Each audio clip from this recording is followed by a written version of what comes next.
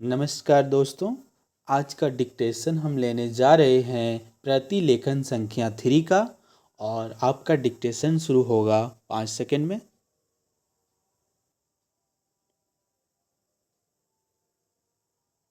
आइए आज हम अपने विचारों को उस दिन तक ले जाएं जब हमने गणराज्य की घोषणा की थी।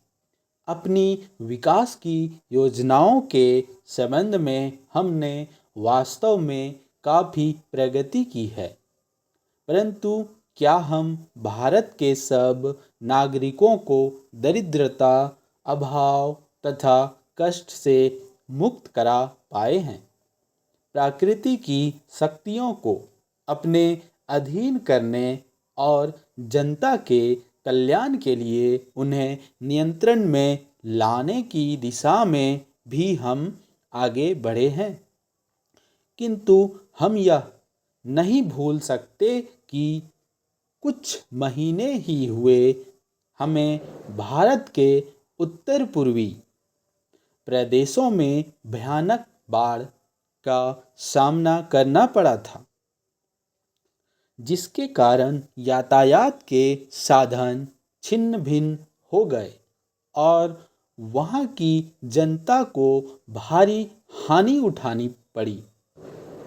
निसंदेह साक्षरता प्रसार और रोगों के निराकरण के महत्वपूर्ण उपाय भी हमने सोचे हैं। यद्यपि अभी भी देश के बहुत से भागों में निरक्षरता और बीमारी पर्याप्त मात्रा में दिखाई देती है, जन कल्याण की योजनाओं को हम बराबर आगे बढ़ाते रहेंगे। यह हमारा दृढ़ संकल्प है, इसमें संदेह नहीं किया जा सकता। इन योजनाओं के पूरे होने के संबंध में जो प्रयास अब तक किया गया है, उससे भी हमें असंतुष्ट नहीं होना चाहिए। फिर भी जो कुछ अब तक किया जा सका है, यदि वह चमत्कारी नहीं दिखता तो उसका कारण यह है कि अभी निर्माण कार्य जारी है और समाप्त नहीं हुआ है। राष्ट्र के निर्माण में समय की आवश्यकता होती है।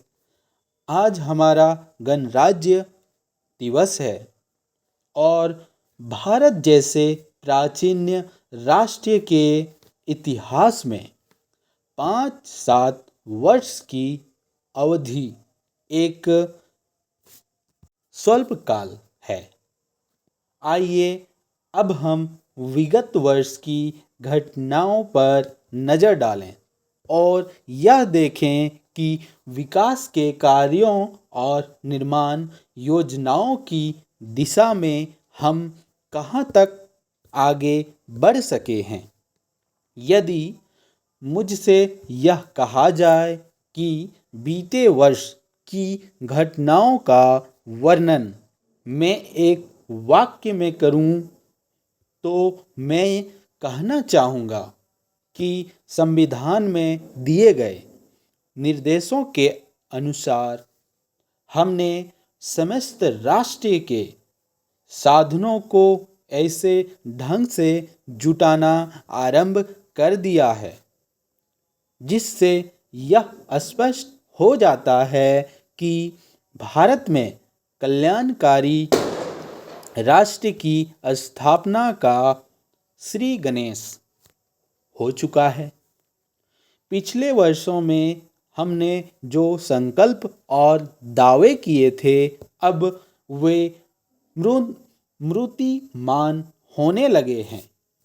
इसीलिए अब यह समझना कठिन नहीं है कि राष्ट्र किधर जा रहा है और आगामी 10 या 15 वर्षों में हम किस स्थिति में होंगे।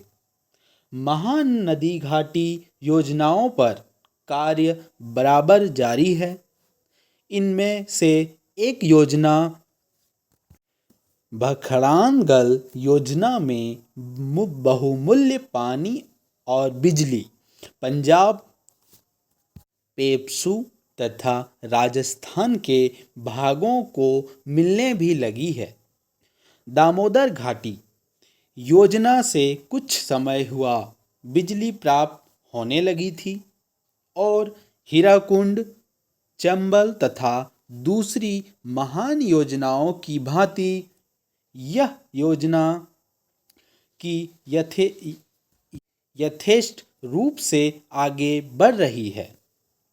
भखड़ा नंगल योजना का प्रथम चरण समाप्त होने से यह स्पष्ट है कि इन महान योजनाओं के द्वारा देश के कितने महत्वपूर्ण परिवर्तन हो जाएंगे।